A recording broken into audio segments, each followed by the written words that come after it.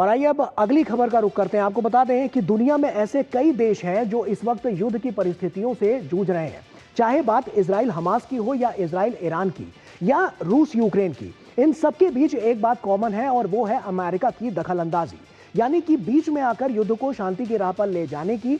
लेकिन ऐसा क्या सही मायनों में हो भी पा रहा है? क्योंकि इजराइल और ईरान के बीच सीज फायर हो चुका है, दोनों ही देशों ने एक दूसरे पर हमले रोक दिए हैं, लेकिन रूस यूक्रेन में अभी भी युद्ध जो है वो चरम पर है।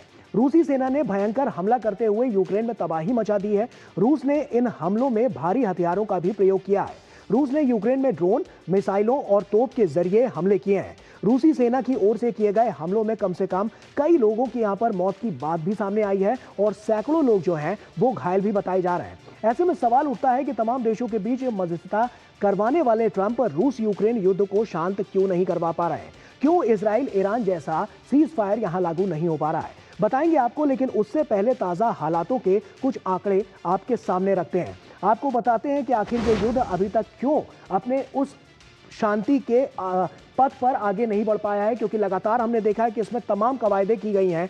अमेरिकी राष्ट्रपति ट्रंप के आने के बाद लगातार हम देख रहे हैं जो वैश्विक स्तर पर ग्लोबल लेवल पर जहां पर स्थितियां हैं वहां पर तमाम ऐसे युद्ध चल रहे हैं, लेकिन फिर भी वहां पर ऐसा कुछ नहीं हो पाया है।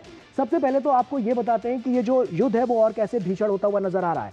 हमला किया गया है रूस की तरफ से और हमलों में रूस ने भारी हथियारों का प्रयोग किया है। ताबड़तोड़ यहां पर गोलाबारी देखने को मिली है। रूस ने कई शहरों को टारगेट किया है। तो ये अभी हम ताजा अपडेट आपको दे रहे हैं जो इस वक्त की स्थिति बनी हुई है। यूक्रेन में ड्रोन, मिसाइलों और तोप के जरिए हमले किए गए हैं और लगातार ये हमले और तेज होते हुए नजर आ रहे हैं, क्योंकि ये अभी का घटनाक्रम है जो लगातार एक तरफ तो शांति की बात की जा रही है, लेकिन दूसरी तरफ ऐसी भी तस्वीरें हैं जो लगातार निकलकर सामने आ रही हैं और इस बात को साफ तौर पर दर्शा रही हैं कि अभी भी ये युद्ध जो है वो रुकने वाला नहीं है। इसके अलावा अगर हम अगले आपको चीज़ों के बारे में बताएं कि किस तरह से इसमें और क्या कुछ देखने को मिल रहा है और किस तरह से जो यूक्रेन है वो किस तरह से इसमें पलटवार करता हुआ नजर आ रहा है, या जेलेंस्की का क्या कुछ मानना है, क्या कुछ कहना है। रूस के खिलाफ लंबी दूरी के ड्रोन यहां से लॉन्च किए गए हैं जब रूस ने हमला किया, और उसके बाद फिर उसका जो पलटवार था वो जेलेंस्की की तरफ से किस तरह से किया गया है। अब तक 12,000 से अधिक यूक्रेनी नागरिकों की मौत हो चुकी है। ये तब से है जब से ये युद्ध शुरू हुआ है और ये बात कही है जेलेंस्की ने।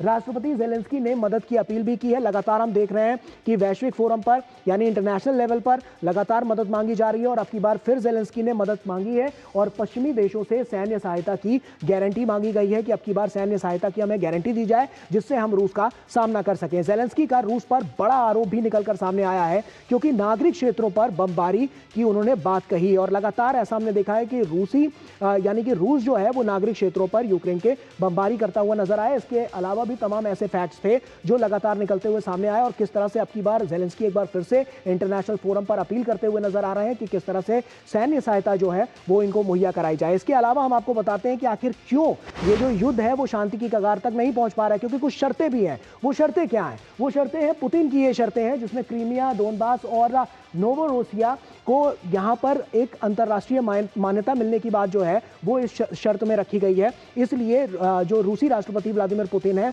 वो इस शर्त को लेकर काफी सजग है। रूसी भाषियों के पूर्ण अधिकार और हित सुनिश्चित हों, यह भी इनका मानना है और ये शर्त में रखा गया है। रूसी भाषा को यूक्रेन की आधिकारिक भाषा बनाने का भी ऐलान किया जाए, इस तरह की बात भी इन शर्तों में रखी गई, जिसकी वजह से ये शांति के पथ पर नहीं चल पा रहा है। नाजीवाद और नव नाजीवाद के प्रचार पर विधायी प्रतिबंध इसको जो है वो लगाए जाएं, तब इसमें कुछ आगे की बात आगे बढ़ती हुई नजर आएगी। यूक्रेन में परमाणु हथियारों की स्वीकृति हो और तैनाती पर साफ तौर पर पाबंदी हो। तो इस तरह के जो तमाम अहम जो फैक्टर्स हैं वो यहां शर्तों में रखे गए हैं और सशस्त्र बलों, हथियारों और सैन्य उपकरणों की ताकत सीमित कर दी जाए। तो ये मानना है रूसी राष्ट्रपति व्लादिमीर पुतिन का, जिसकी वजह से हम देख रहे हैं कि जो शांति के पक्ष पर है वो आगे बढ़ता हुआ ये युद्ध नहीं नजर आ रहा है। अखिलेश सुमन हमारे सहयोगी हमारे साथ जुड़ रहे हैं। अखिलेश, आप ही का रुख करूंगा और अखिलेश आपसे समझने की कोशिश कि जिस तरह से जो शर्तें रखी गई हैं, आखिर हम एक तरफ तो देख रहे हैं डोनाल्ड ट्रंप जो है वो बाकी जगह पर तो जाकर शांति की वार्ता पक्ष रख रहे हैं, लेकिन यहां पर कुछ ऐसा नहीं दिख रहा है।